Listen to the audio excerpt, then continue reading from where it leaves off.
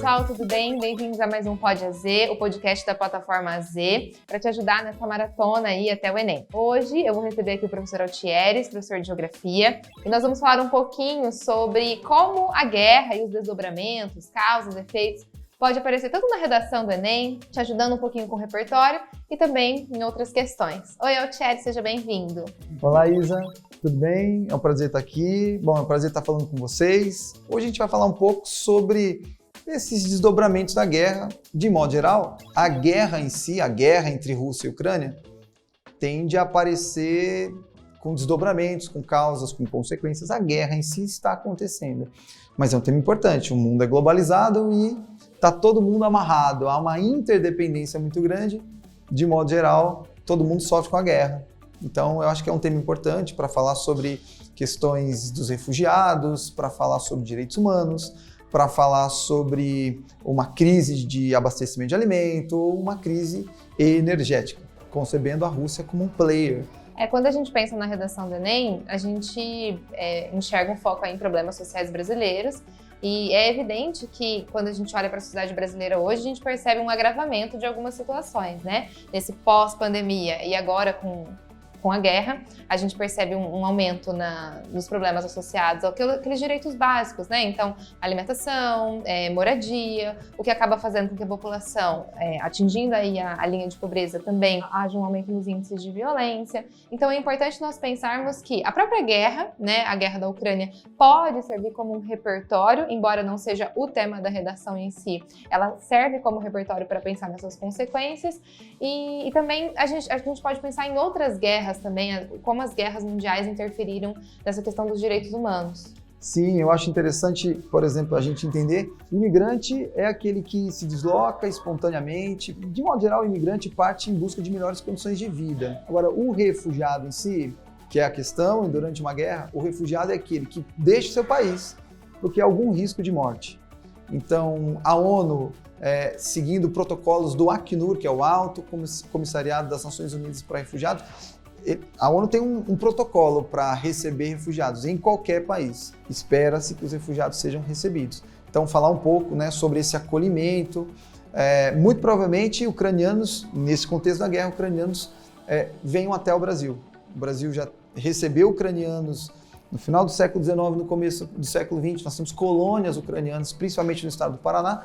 Então, muito provavelmente, o Brasil também vai receber alguns ucranianos. Mas a Europa vai precisar se preparar para receber esses ucranianos. Caso contrário, isso gera conflitos, xenofobia.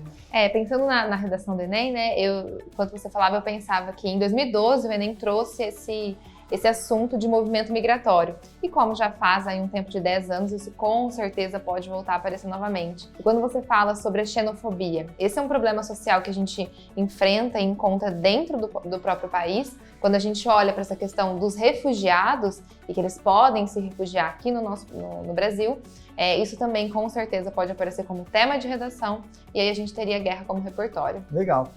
Se a gente amarrar um pouco a condição econômica, né? Contexto de pandemia, a pandemia ainda existe, nós ainda vivemos um mundo em pandemia e a pandemia já trouxe, né, uma consequência econômica que agravou, por exemplo, a disponibilidade de produtos, ponto. Tendo em vista que a oferta de produtos diminui, aumenta o preço, então o mundo todo vive uma inflação pós-pandemia. Isso já seria um problema. Se a gente associar o problema dessa inflação, dessa pouca oferta de produto pós-pandemia, com essa questão na Ucrânia, com a questão da Rússia, né? A Rússia sofrendo sanções, a tendência é que haja agravamento da fome, ou seja, tem muito menos produto circulando, tem muito menos energia circulando. Isso se desdobra em N condições. Olhando para o Brasil, né, o ano de 2022 traz para a gente um novo censo do IBGE, e esse novo censo do IBGE vai ser importante para a gente entender o tamanho do buraco que o Brasil se encontra. O tamanho do estrago. Exatamente. Então, muito provavelmente, indicadores sociais, né, como saúde, educação, a renda do brasileiro foi corroída pela inflação E se a gente analisar de acordo com o índice de Gini, muito provavelmente a concentração de renda aumentou. Então, com certeza, isso gera um vasto repertório para a redação. Um vasto repertório, uma vasta problematização, né? Porque só enquanto você falava, eu já pensei que pode aparecer desemprego, pode aparecer insegurança alimentar, problemas de moradia, população em situação de rua, a questão dos próprios direitos humanos, a desigualdade social e a pobreza, associada à arquitetura hostil, enfim. Então, todas essas questões serviriam como problematização, né? Pensando nesse todo contexto, a própria globalização em si. Eu acho esse tema importante, eu acho esse tema importante, porque quando a gente pensa em globalização, bom, o candidato tem que entender que a gente vive num mundo globalizado. O que pressupõe viver a globalização? Na globalização há uma integração. E a gente vai colocar uma ressalva.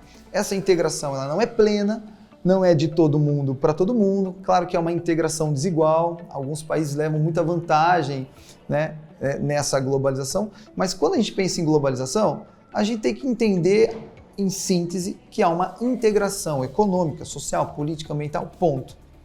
Essa integração acaba sofrendo, acaba sendo corroída por qualquer movimento separatista, por qualquer conflito, ou até pelas desigualdades sociais. Então essa integração acaba sendo uma integração parcial. É muito mais, vamos dizer assim, favorável para os países centrais do que para os países periféricos. E, nesse caso, o desdobramento disso implica diretamente no Brasil, na economia brasileira. É até importante a gente falar sobre isso, porque para o vestibulando, né, não só para o Enem, mas para diversos vestibulares, a gente tem aquela famosa frase, né, mas como a guerra da Ucrânia me afeta, né? Tá tão longe, não tenho nada a ver com isso. E não só pensando em vestibular, mas enquanto seres humanos e cidadãos, a gente tem que entender que tudo integra tudo está relacionado e vai afetar a vida de todos os brasileiros também, né? Pensando no Brasil, a gente pode amarrar, por exemplo, a questão da guerra na Ucrânia com a disponibilidade de fertilizantes, que é muito importante para o agronegócio. O agronegócio move parte da economia brasileira, gera matéria-prima, gera alimento, então gera uma... pode ser tema de redação. Sim, gera uma crise alimentar se a gente não conseguir suprir a demanda do Brasil, do mundo. Então a gente pensa nos fertilizantes. Segunda coisa, a gente pensa no movimento migratório, no fluxo de refugiados pelo mundo. Há um movimento migratório, esse imigrante, entre aspas, é um refugiado, é alguém que deixa o seu país para sobreviver a um risco à vida, né? Então, o refugiado ucraniano, se fecharem as portas e ele for deportado para a Ucrânia, ele corre risco de morte, ponto. Então dá para falar também da questão migratória / dos refugiados. Dá para falar também da questão energética. A Europa tem uma infraestrutura já construída para receber gás natural e petróleo, né? Então nós temos oleodutos e gasodutos que partem da Rússia para atender a demanda dos países da União Europeia. Estrangular a economia significa abrir mão de tudo isso, dos fertilizantes, da produção de cereal, ou seja, a Rússia produz trigo e é um player importante, e tem uma produção de combustíveis fósseis que alimenta uma demanda enorme da União Europeia. Então, a gente pensa nessa amarração, a gente vai ter que falar sobre energia, sobre migração e sobre produção agropecuária. Então, tem bastante coisa. Isso afeta o Brasil também, né? Porque nos últimos meses, a gente experimentou um aumento enorme do preço dos combustíveis. Lembrando, o player Rússia, está fora do jogo. Essas são as sanções. E se tem um player a menos, o preço do produto, ou seja, lei de oferta e procura, né? O preço do produto tende a aumentar. Tem menos um player a menos, perdão. Então tem menos produto disponível, o preço tende a aumentar. Então, até a crise energética aqui, a produção de combustíveis no Brasil acaba sendo afetada também pela guerra da Ucrânia, da Rússia e Ucrânia. E pensando nisso tudo que a gente conversou, dá pra gente retomar alguns filmes, né, que também dariam para entrar como repertório na redação. Então, não sobre a guerra da Ucrânia em si, mas sobre guerra e as consequências, os desdobramentos. Então, o filme Menino do Pijama Listrado traz muito essa questão de direitos humanos plenamente cerceados, né? E o quanto isso afetou toda a população naquele momento. É um filme que fala sobre... É um livro, né? Que virou um filme que fala sobre a Segunda Guerra Mundial, que fala sobre o Holocausto nazista. Então, é um filme super importante aí para a gente entender os direitos humanos. Do ponto de vista da Guerra Fria, dá para citar Adeus Lenin, que é um filme com uma narrativa bem interessante, né? Uma mãe que sofre um problema cardíaco, vivia na Alemanha socialista e era basicamente adepta do socialismo e apoiava muito o socialismo. E ela entra em coma e sai do coma em 1989, após a queda do Muro de Berlim.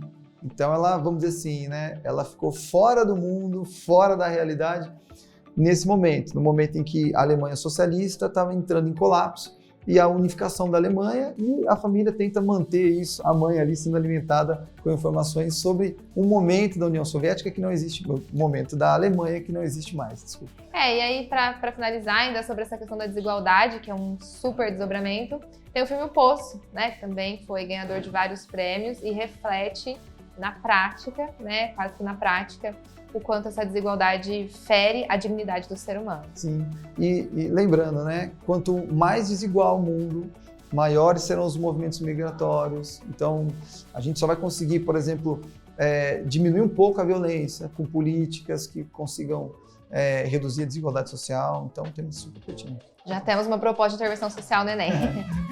Obrigada, viu, Altieri, por essa contribuição, essa interdisciplinaridade. Valeu, obrigado. É isso aí, gente. Espero ter ajudado. Bom, pessoal, muito obrigada por assistirem até aqui. Continue acompanhando o Pode AZ, porque vem muita coisa boa ainda por aí. Até mais!